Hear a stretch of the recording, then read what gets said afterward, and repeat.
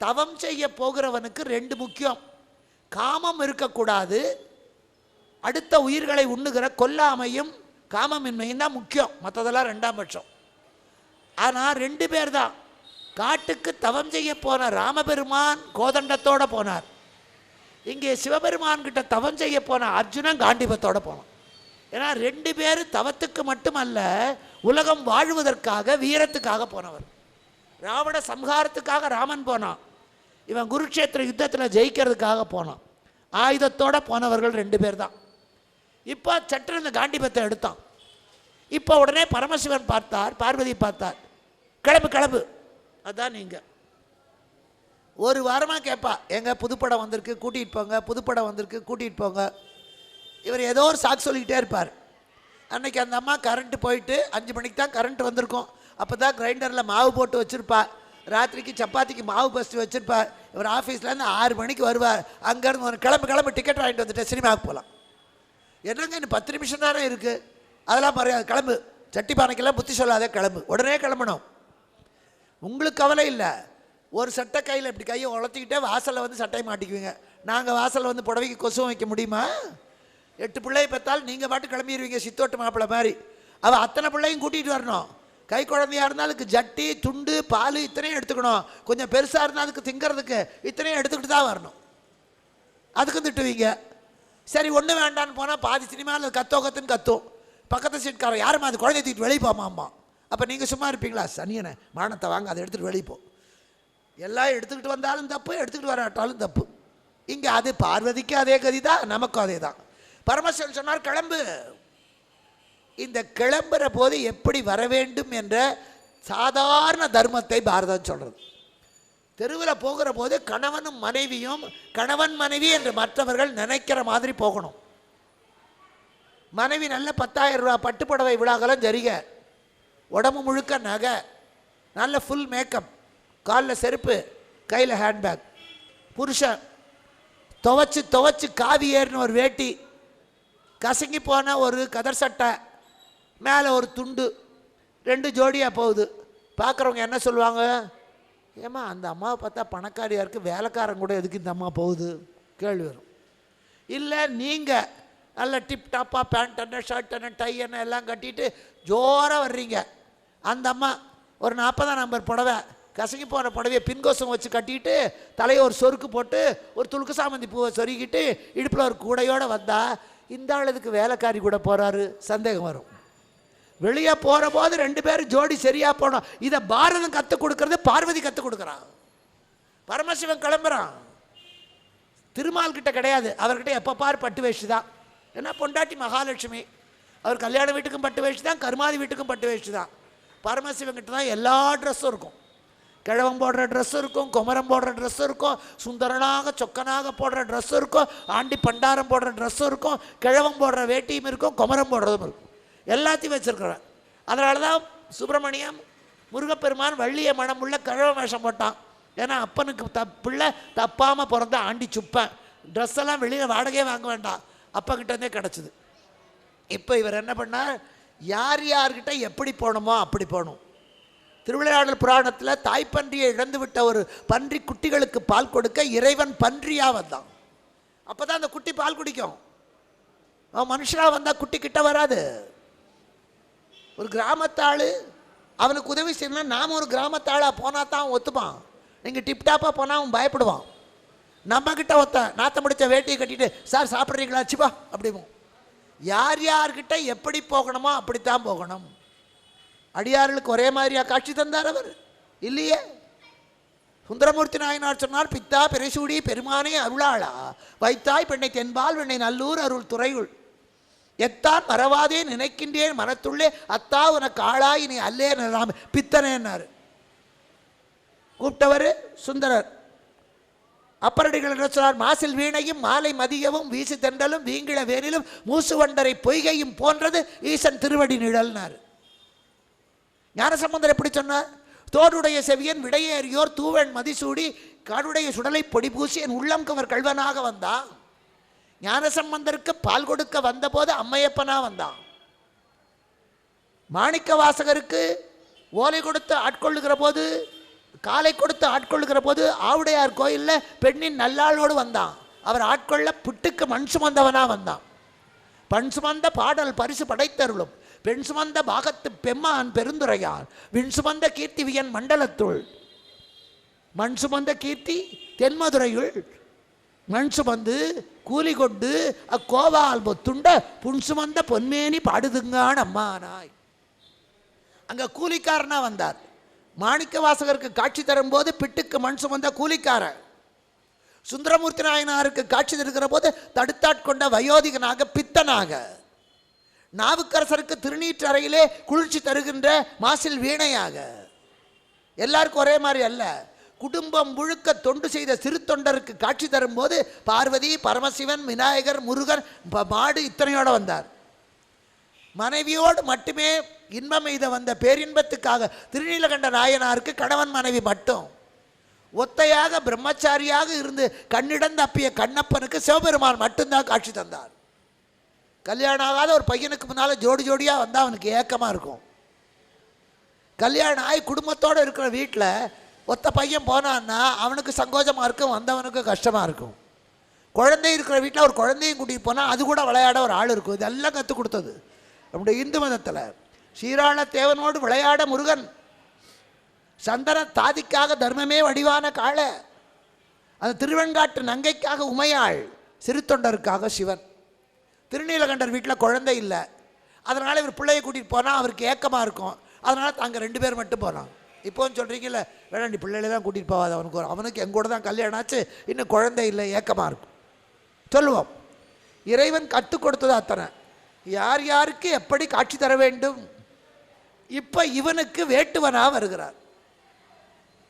எப்படி வர? வடிவேறு திரிசூலம் தோன்றும் தோன்றும் வளர் சடை மேல் இளமதியம் தோன்றும் தோன்றும் கடியேறு கமழ் கண்ணி கலந்து தோன்றும் காதில் வெண்குழை தோடு கலந்து தோன்றும் இடியேறு களிற்றுரிவை போர்வை தோன்றும் எழில் திகழும் திருமுடியும் இலங்க தோன்றும் பொடியேறு திருமேனி பொலிந்து தோன்றும் பொழில் திகழும் பூவனத்தம் புனிதனார்க்கே. சிவபெருமானே எப்படி இருப்ப? தலையில் பிறைச்சந்திரன், கங்கை, கொண்டை, இடுப்பில் புலித்தோல், போட்டுக்கொண்டிருப்பது மான் தோல், உடம்பு முழுக்க திருநீற்று சாம்பல், இதோடு தானே வருவார். குனித்த புருவமும் கொவ்வை செவ்வாயில் குமிழ் சிரிப்பும் பனித்த செஞ்சடையும் பவளம்போல் மேனியில் பால் வெண்ணீடும் இடித்தமுடன் எடுத்த பொற்பாதமும் வருவார். ஆனால் இங்கே எப்படி வருகிறார்? அந்த அடையாளமே இல்லை. சிவபெருமானுக்குரிய அடையாளமே இல்லை. வட்டுடை, வேட்டுவன் கட்டுக்கிற மாதிரி ஒரு மர உரி, கையில் சூலாயுதம் இல்லை, வில்லோ அம்பும்.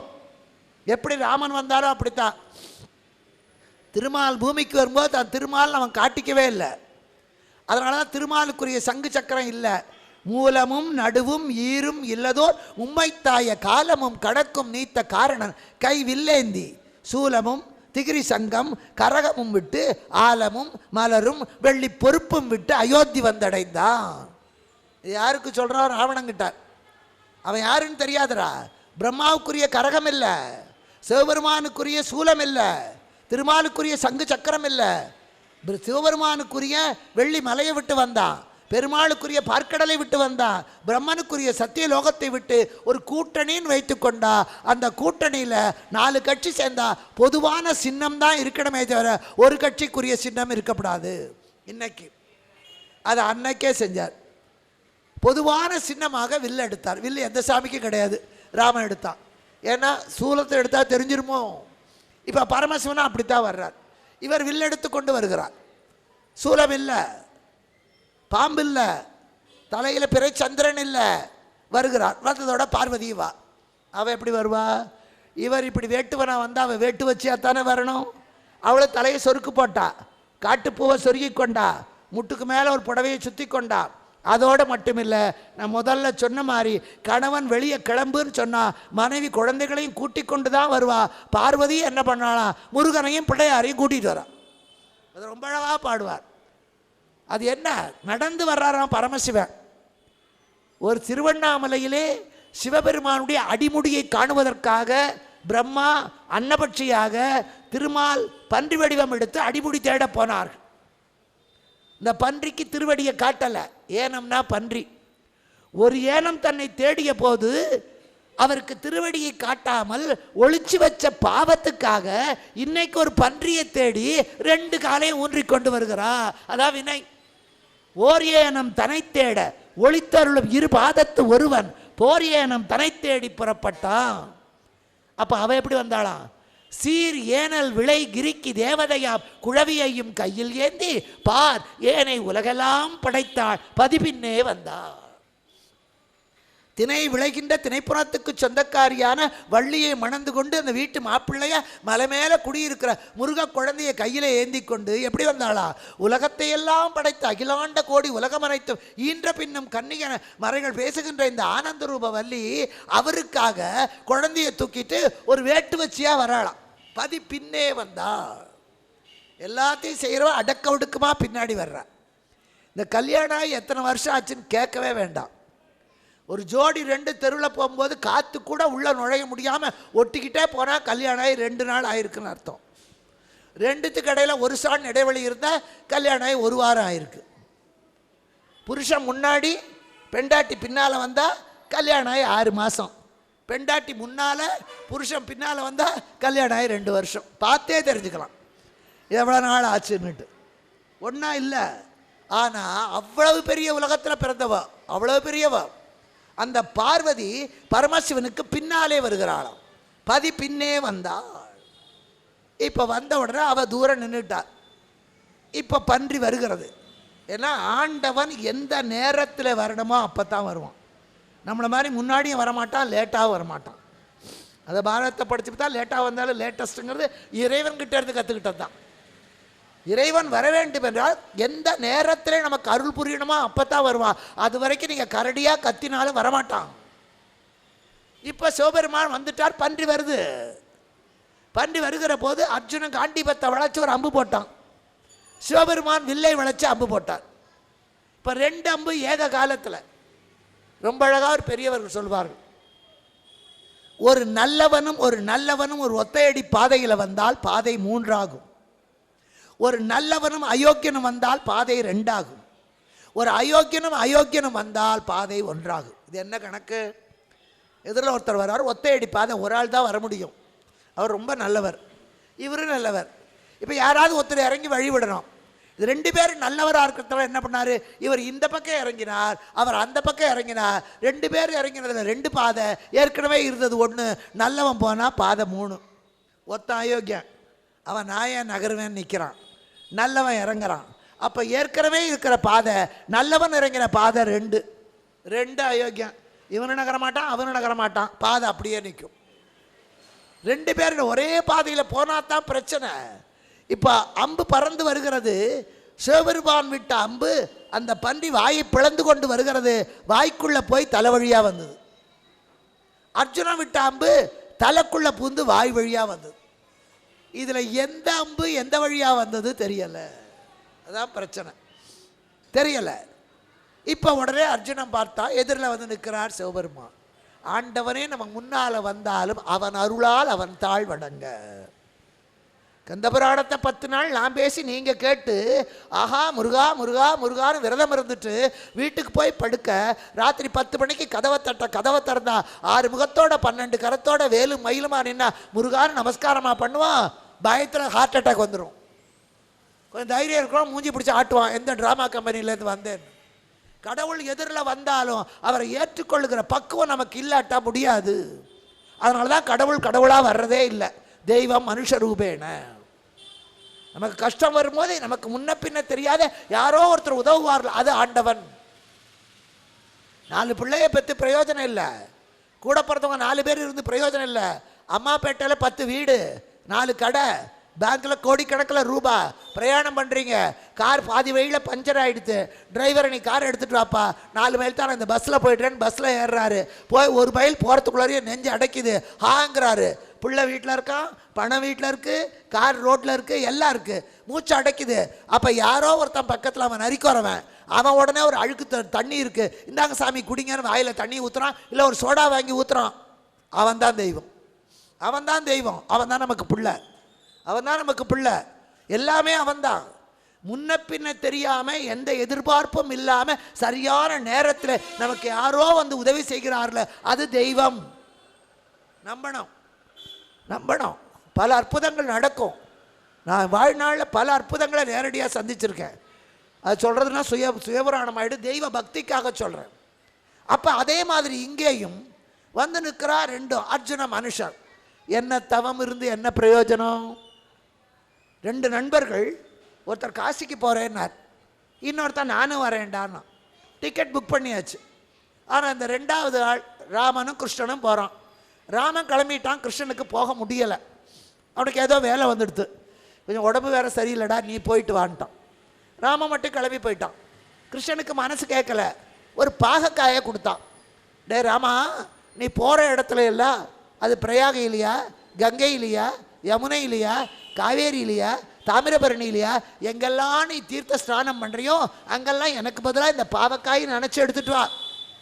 நீ போகிற சந்நிதிக்கெல்லாம் இந்த பாவக்காய் கூட கொண்டு போ, நான் வந்த மாதிரி இருக்கட்டும். கொண்டு போனோம். 10 நாள் கழித்து திரும்பி வந்தான். அந்த பாவக்காயை அவன் கையில் கொடுத்தான். அதை நறுக்கி சமைச்சு பார்த்தா கசந்தது. இத்தனை க்ஷேத்திரத்துக்கு போனாலும் இத்தனை தெய்வம் தரிசனம் பண்ணினாலும் பாவக்காய் கசப்பு போகல. அது இயல்பு. அதுதான் நம்மளும் இத்தனை கோவிலுக்கு போகிறோம், இத்தனை சாமியை பார்க்குறோம், அரை நிமிஷ நேரம் மட்டிலும் ஆகுது அவனை மனசார நினச்சா அதுதான் பக்தி. அதுவே பெரிய கஷ்டம். அது நினைக்கிறதே பெரிய கஷ்டம். அது கிடைக்கிறதுக்காகத்தான் இத்தனையும். அரை பவுனில் மோதிரம் செய்யணும்னா 1.5 பவுன் இருந்தால் தான் அதை உருக்கி எடுக்க முடியும். ஒரு 4 அடிக்கு சிலை செய்யணும்னா 10 அடி கல் இருந்தால் தான் முடியும். அது மாதிரி நாம் வாழ்நாள் முழுக்க ஆண்டவரை நினச்சி உருக்கினா அந்த அரை நிமிஷம் நமக்கு கிடைக்கும். ஒரு பொறி கிடைச்ச மாதிரி. அந்த ஆணவம் வந்து விட்டதுன்றா அத்தனையும் போச்சு. இப்போ அர்ஜுனன் தவம் பண்ணி என்ன பிரயோஜனம்? 11 வருஷம் தவம் பண்ணான், சிவ சிவ சிவன்னா. இப்போ ஒரு பன்றி, அது யார் கொன்றா என்ன? நன்றி சொல்லணும். ஐயா நானும் அம்பு போட்டேன், நீங்களும் அம்பு போட்டீங்க, யார் போட்டாம்போ பன்றி செத்து போச்சு, காப்பாற்றினீங்க. ஒன்று நன்றி சொல்லியிருக்கணும், இல்லை பேசாமல் இருந்திருக்கணும். அந்த ஆணவம் தலையெடுத்தது. அது போகவே போகாது. நெல்லுக்கு உமி மாதிரி, பூவுக்கு புறவிதழ் மாதிரி, நீருக்கு நுரை மாதிரி, செம்புக்கு களிம்பு மாதிரி நான் என்ற ஆணவம் நம்ம கூடவே வந்தது. அதை அடக்கலாமே தவிர அழிக்க முடியாது. அதனால்தான் நான் என்ற ஆணவத்தோடு இருந்த சூரபத்மனை அழிக்கலை, ராவணனை அழிக்க முடிஞ்சுது, துரியோதனனை அழிக்க முடிஞ்சுது, சூரபத்மனுடைய நானை அழிக்க முடியல. அடக்கி காலுங்களை வச்சு அது மேலே ஒரு கண்ணை வைத்து கொண்டே இருக்கிறார் முருகன்.